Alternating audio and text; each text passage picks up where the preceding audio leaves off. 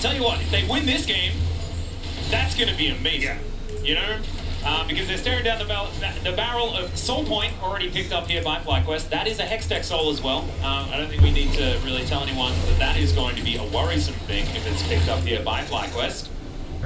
And also, as a 6,000 gold lead at 25 minutes, and that is absolutely nothing to scoff at. There is some playmaking potential, right? You can always get in there with a nice hook and the combo from the Cataclysms and the Shockwaves and things like that. Miro hits everyone with all of his abilities. There is some magic possible, but it is feeling very, very rough, especially with just how well Victor and Yunara scale into the later stages of the game. And I mean, even Mordekaiser and Wukong are going to do a whole lot of work. Yeah, that's it. Yeah, that's a toughie. Yeah. And it's also, again, you don't have that massive DPS on Miro yet, so at this point, I think you have Morteus in a decent position, right? He's matched the 3 items that are coming across, even though he's 1k behind. This Kaisi can still do work. It's just the opportunities for it are few and far between.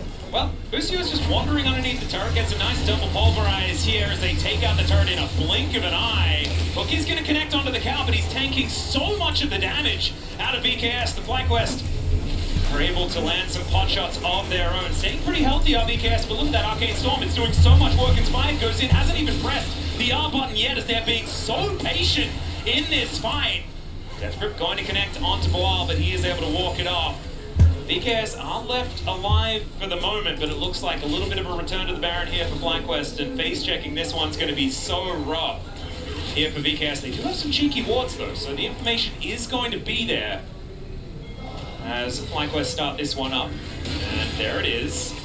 You're not quite going to connect here as Busio is in a great position right now. Inspired getting on over towards Trimby as they all engage onto a clone. I'm not sure about that one. Oh, the Cyclone angle could be absolutely terrifying, but instead, Inspired just going to hold on and move back towards the Baron. This is very measured play out of FlyQuest. Fire's playing with their food right now. They know that they already have that combo we were talking about down with the engage. Yeah. We're just standing stalwart in front of the enemy as Pulverize only onto one, but they're just holding them at bay right now. Inspired goes in, immediately goes out yet again. They're waiting for the overextension as Trimby is going to go down. Disarmers finally flags and drags his way in, but already they've lost their support. Miro's nowhere near. And Morteus, I mean, yes, he's still alive, but he's not going to be able to do anything on his own as Quad picks up the kill onto his opposite number, and Morteus goes down as well. A beautifully executed series of plays by Fly. They never overextended, not even once. The patience was so good from Fly. Like, I was like, it was frustrating. Was after the Cataclysm he's used just to try and contain them in the mid lane, to stop them being able to poke. Fly knew that they already had that fight in the bag, moved back towards Baron, they made BPS in perfectly. And now, they'll take the Purple Worm as their reward. Yeah, Teleport does bring the countdown towards the bottom side of the map. I don't think that Boal is going to be too worried about that one, but he might be worried when the count turns a little bit more purple. That is going to be happening now, 18 to 4. And you might be saying, Alice, you're a bit silly. They were 8,000 gold behind, so obviously, I mean, FlyQuest can basically do whatever they want. But the only way the BKS gets back into this game is if Fly overextends and throws away their lead. And that could be something that happens. We have seen it happen before here at the World Championship as well. Miracles can indeed happen, but FlyQuest just let them. There was no opportunity, no way that it was going to work at all based on how they played it. And Whippo now is going to be finding Disarmer, so he's just trying to hold him in position. Deathram going to come on through here, but the rest of BKS are in the area. Let's see what FlyQuest can actually do to try and save their top laner. This is going to be a difficult one. Cyclone comes in from Inspired, and Disarmus is likely going to be the first to go down. Whippo is actually still alive, but the GA is going to get popped, and Quad takes matters into his own hands, flashing on board. Morteus getting a fair bit of work done, but it's a double kill for the victor. The wallets are too heavy, Dacta, and FlyQuest are going to claim whoever they would like. Miro has the TP back as he was getting chased down by Masu. Nothing is working for BKS, and Fly just continue to take over in their topside jungle. Yeah, Inner turret is now going to fall down on the top side of the map as BKS are continuing to reel. It's 13,000 gold. That's a lot of gold. There's still more to take before this game ends, including a Hextech Dragon that has just been started off by Masu here. That's Soul. Oh god. Yeah, it's not getting any easier for BKS. Yeah, bad is meaning worse.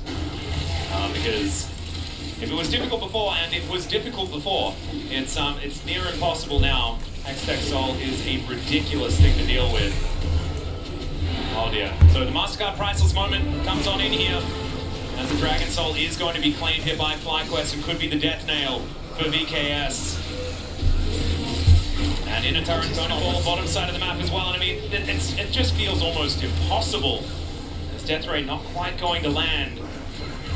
Flag and drag to get Thomas back towards his fountain, fill up that health bar once again. They might have one more fight in them. You can see Boal ready to leave the station, and he will do it now. Shockwave going to connect onto only one as Bustio gets into the backline, finds the triple knockup. This guy's Alistair has been absolutely unreal as a double to start the fight for Inspired. Quad's legendary absolutely in this game. And Inspired is between two Nexus turrets, picking up a triple kill. Whilst Zombie Bomb is going to go down, and FlyQuest are going to dispatch VKS in pretty comfortable fashion here in our first game of the day. Back and forth, looking at 1-1 now in Swiss. FlyQuest back to business as usual as they'll take down the Nexus and finally find that 1-1 as they start to move forward. And a little unfortunate on the VKS side here, moving to 0-2, but they are not out of it yet. They can play for their tournament lives against the other 0-2 teams from the end of today. But FlyQuest looking fantastic after this first game. We're going to hear from the analyst desk about what they thought of it. Well,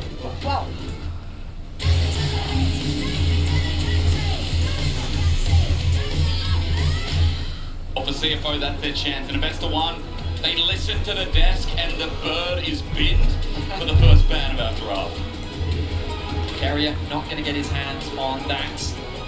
Jarvan also going to come through along with the Yunara. Curious as to how this... Oh, is it going to continue to be on the ban board? Okay, directed towards HonQ, definitely one of his more comfortable champions. But I'm very curious as to like what this priority is going to be, because so far in this meta, we've seen, well naturally we've seen a ton of Jarvan. We've been seeing a lot of Xin Zhao and Wukong. Even after the nerfs we've seen to champions like Wukong, it feels like that it's still super high priority in the jungle. Ryze has kind of become the mid lane champion alongside Orianna. Yeah. Normally it's Orianna that's been making her way onto the ban list. We'll see if T1 looks to target that champion right now against HonQ.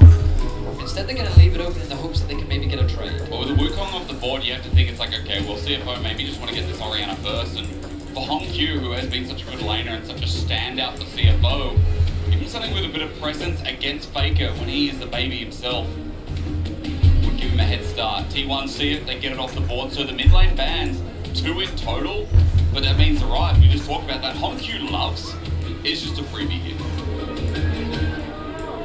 Let's see what that first pick is. Whether it will be the Ryze, whether it will be an AD carry. I mean, we've seen all manner of first picks, junglers included, but with both the Jarvan and the Wukong gone, it feels like the Ryze becomes the most obvious priority pick. Yeah. Unless there is an AD carry that perhaps CFO want to get their hands on, they're going to stick with convention. This does suggest that T1 could lean towards something along the lines of the Talia or Faker, the kind of very common answer. And it's kind of the unfortunate situation that we find ourselves in with these best of ones, where it feels like that the established meta has kind of been resolved for Worlds so far, at least in the Swiss stage. So we're seeing a lot of the same stuff that we've been seeing throughout the tournament.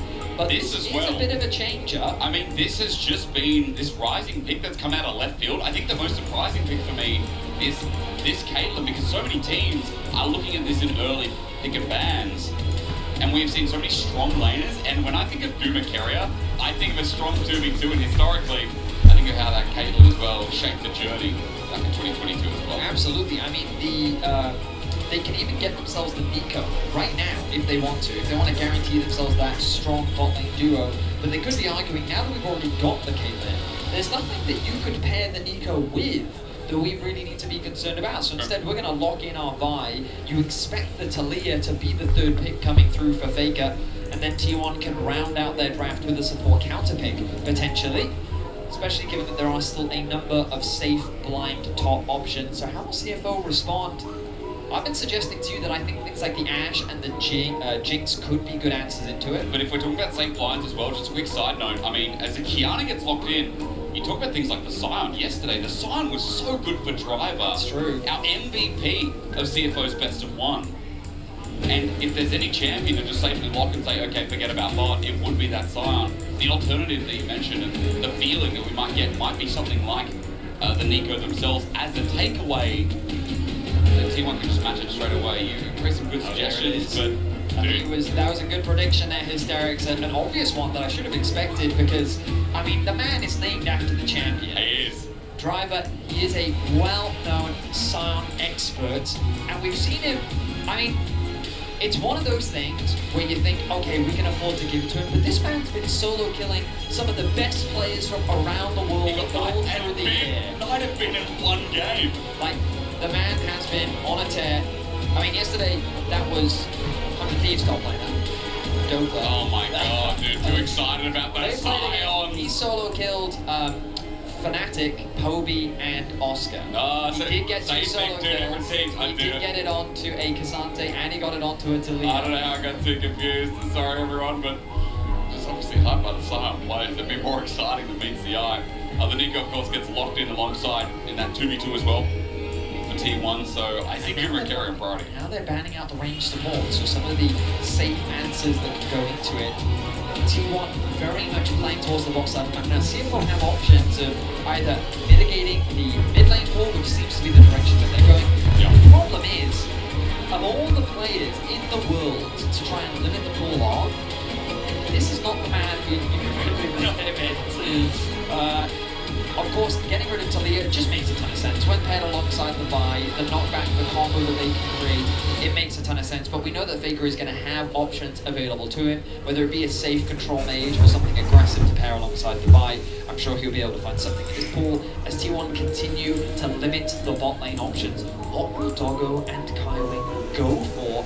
I mean, Doggo has an extensive repertoire. If they want to play something very safe, they could consider something like the Ezreal. Very long range, can safely farm in lane. You're still going to get pressured in, but I feel like when playing up against the Nico, there's not much that you can do to stop that. I feel like maybe this could end up being a lane swap game with the way that lane's set up as well. Having a Scion on your team, like, this could just be the option to get CFO's bot lane through early, as you said. Safe AD carry would be the question, but now we get to see a solo lane from T1. You've got both mid and top already picked up, so just a preference here compositionally as we talk about Faker's depth of pull.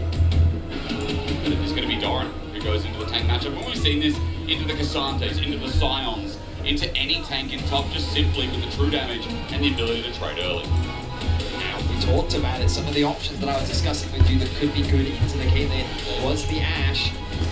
She's already been considered pairing up alongside it, but I think the thing about Ashe is while she doesn't have the best mobility, the big potential that she has and how she can synergize with both the Kiana and the Ryze, the fact that she has long range herself gives her a ton of options to be able to play relatively safe in the laning phase. Oh, 380 count. Oh! Okay. What? So was that an option? I was not expecting a Draven to come through.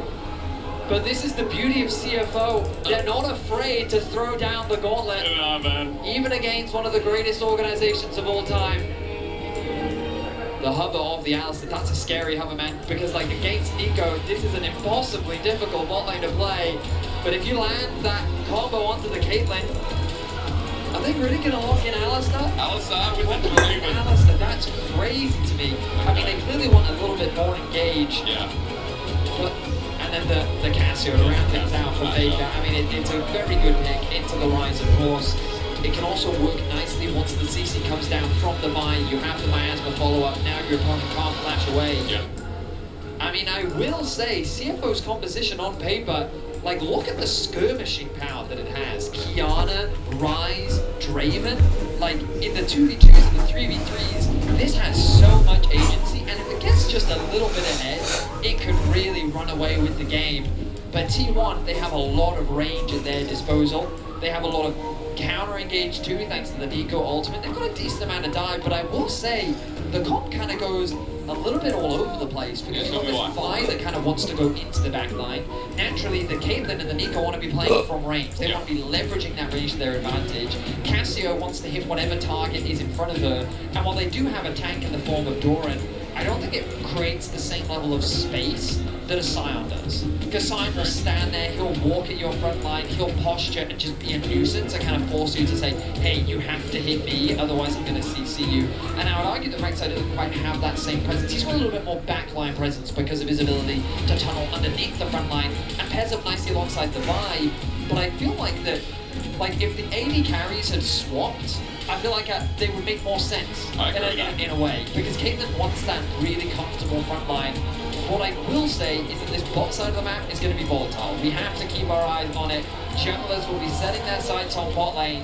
Top is an island that we don't care about. Now forget the top lane, let's focus on bot. Welcome to Summoner's Rift for CFO T1. 30 seconds. Both ending the first day of their Swiss stage with a win.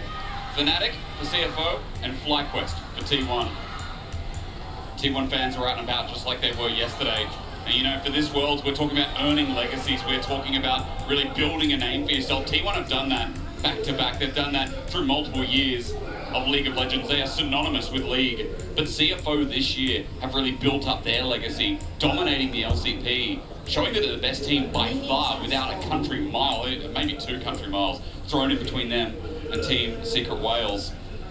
And just showing how good their individual players are. And one of them is Junja, who in the finals pulled out this Kiana and destroyed TSW. He gets the Kiana pass from me. I think this guy is one of the best Kiana junglers that you'll see in Southeast Asia. HonkQ is the player that many CFO fans are excited about, but Junja is really kind of the star of the team. Yeah. He is a fantastic player. He runs the region. His jungle impact, you can't afford to underestimate. But Ona is already looking to get in his face. A deep ward early. Junja's here to fight him. There's going to be good damage here as well. Just wait for that Terror Shape to pop up. He's already got himself the Q, remember. Raptors starts off